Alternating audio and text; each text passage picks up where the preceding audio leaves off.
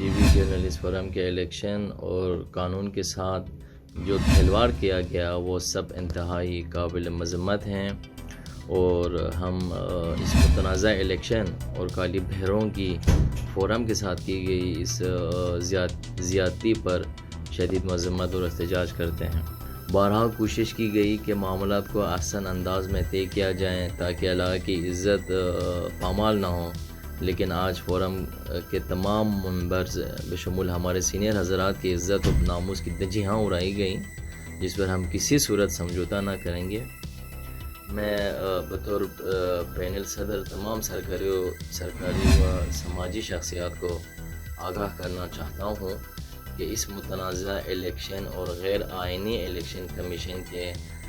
گٹھ جوڑ کے نتیجے میں بننے والی کابینہ کو ہرگز گلگت بلتستان جرنلسٹ فورم کی نمائندہ کابینہ تصور نہ کیا جائے۔ میں آپ کو اس کابینہ کے حوالے سے بتاتا چلوں کہ یہ ایک غیر آئینی کابینہ ہے، خود ساختہ ایک کابینہ ہے۔ اس کابینہ کا گلگت بلتستان جرنلسٹ فورم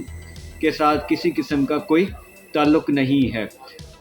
ایک الیکشن کمیشن بنایا گیا تھا اور اس الیکشن کمیشن کے تحت الیکشن 2022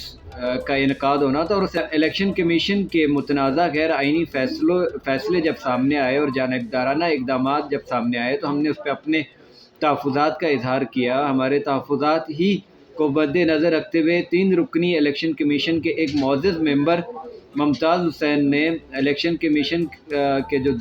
دوسرا جو ممبر تھا، جو ایک متنازع اور مشکوک کردار ہے، ان کے ساتھ چیف الیکشن کمشنر کی جانبداری پہ شدید تحفظات کا اظہار کرتے ہوئے ان غیر آئینی اقدامات کا حصہ نہ بننے کا اعلان کرتے ہوئے استعفیٰ دے دیا تھا۔ الیکشن کمیشن کی جانب سے جو غیر آئینی اقدام جو ہے سامنے آیا،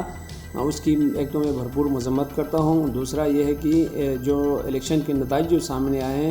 ہیں ان تمام نتائج کو میں بھرپور طریقے سے مسترد کرتا ہوں، کیونکہ یہ الیکشن کمیشن کے قیام سے لے کر آج تک جتنے بھی اقدامات اٹھائے گئے ہیں وہ سب غیر قانونی ہیں، غیر آئینی ہیں۔ غیر قانونی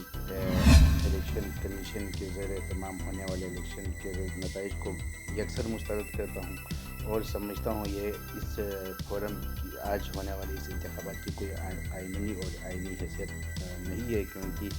یہ الیکشن کمیشن پہلے ہی ٹوٹ چکا تھا، اور اس کے بعد گلگت بلتستان کے سینئر صحافی اور اکثریتی جو پینل ہے وہ اس الیکشن کمیشن پر عدم اعتماد کا اظہار بھی